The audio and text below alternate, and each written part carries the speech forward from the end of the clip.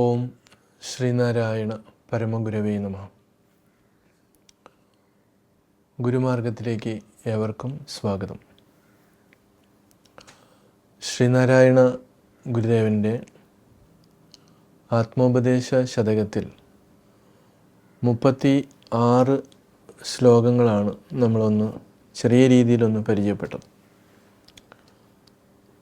37ാമത്തെ ശ്ലോകത്തിലേക്ക് നമ്മൾ വരുമ്പോൾ ഗുരു സൂചിപ്പിക്കുന്നത് വിഷമതയാർന്നെഴുമന്യ വെന്നുകൊള്ളുവാൻ വിഷമമഖണ്ഡ വിവേക ശക്തി എന്നേ വിഷമയെ വെന്നതിനാൽ വിവേകമാകും വിഷയവിരോധിനിയോടണഞ്ഞിടണം.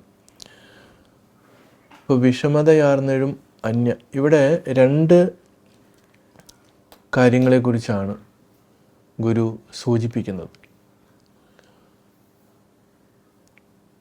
ആത്മാവിനെ കുറിച്ചുള്ള കാര്യങ്ങളാണ് ഈ ആത്മോപദേശ ശതകത്തിലൂടെ നമ്മൾക്ക് പരിചയപ്പെടുത്തി തരുന്നത്.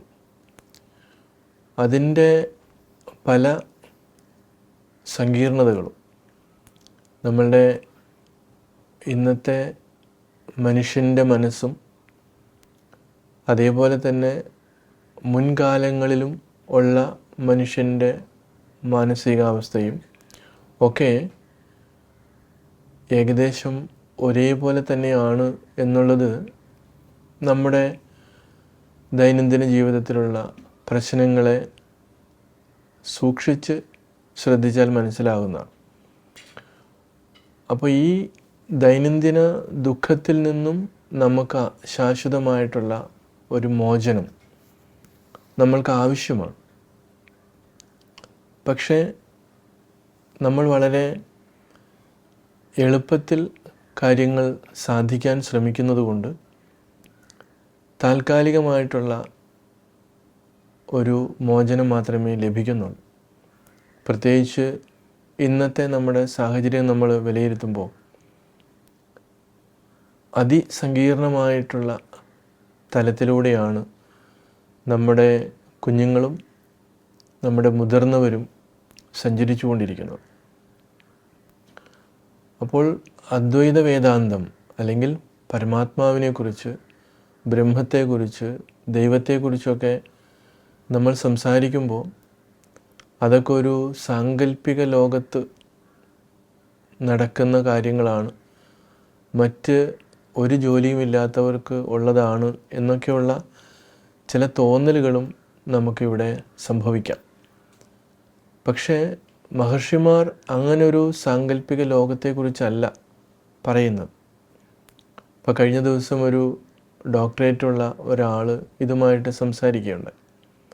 അദ്ദേഹം കുറേ വർഷങ്ങൾക്ക് മുൻപ് തന്നെ അദ്വൈത വേദാന്തത്തെ പഠിക്കുകയും അത് പ്രത്യേകിച്ചൊരു പ്രയോജനമില്ല എന്നുള്ള ഒരു ധാരണയിൽ ഇങ്ങനെ കഴിഞ്ഞ് കൂടുമ്പോഴാണ് അങ്ങനെയല്ല, അതിന് വേറെയും ചില മാനങ്ങളുണ്ട് എന്ന് പറയുന്ന കേട്ട് അദ്ദേഹം സംസാരിക്കുകയുണ്ടായി. അപ്പോൾ അദ്ദേഹം ചോദിക്കുന്നത്, ഈ അറിവുണ്ടായിട്ട് ഈ ആത്മജ്ഞാനത്തെക്കുറിച്ച് നമ്മൾ പഠിച്ചാൽ നമ്മുടെ പ്രായോഗിക ജീവിതത്തിൽ അതിനെന്ത് ഗുണം? തീർച്ചയായിട്ടും അതുതന്നെയാണ് എല്ലാവരും ആഗ്രഹിക്കുന്നത്.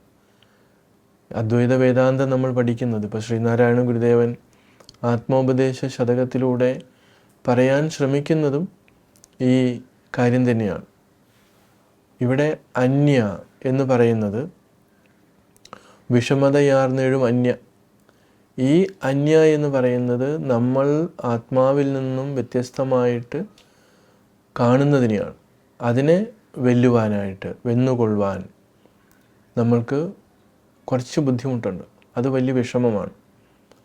അപ്പോൾ എന്തുകൊണ്ടാണ് ഈ ആത്മാവിൽ നിന്നും വ്യത്യസ്തമായിട്ടുള്ള അന്യയെ നമ്മൾക്ക് അതിജീവിക്കുവാനായിട്ട് ബുദ്ധിമുട്ട് തോന്നുന്നത്?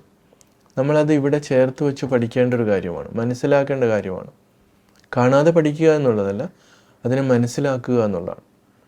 ആ മനസ്സിലാക്കലിൻ്റെ അഭാവമാണ് നമ്മുടെ ഇന്നത്തെ കുട്ടികളിൽ നമ്മൾ ഈ ഇടയൊക്കെ കാണുന്ന രീതിയിലുള്ള അക്രമങ്ങൾ, കൊലപാതകങ്ങൾ ഒക്കെ നമ്മൾ കാണുന്നത്.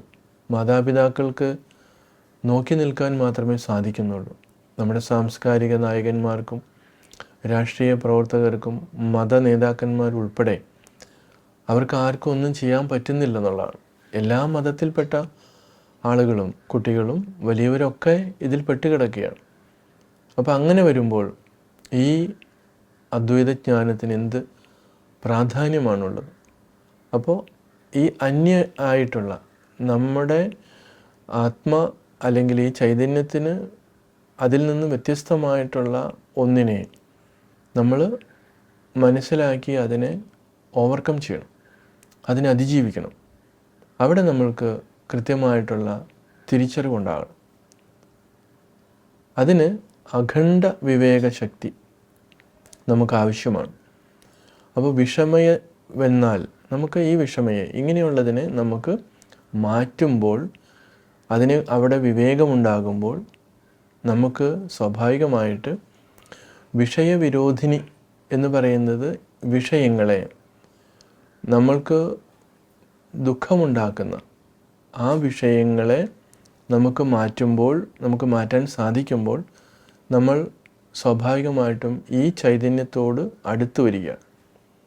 അപ്പോൾ വിവേകം, ഇവിടെ ഉണ്ടാകുന്ന അന്തസ്സംഘർഷം, മനസ്സംഘർഷം ഒക്കെ തിരിച്ചറിയുമ്പോൾ അതിൽ നിന്നും നമ്മൾ സ്വാഭാവികമായിട്ട് ഈ ചൈതന്യത്തിലേക്ക് ചേർന്ന് വരികയാണ്.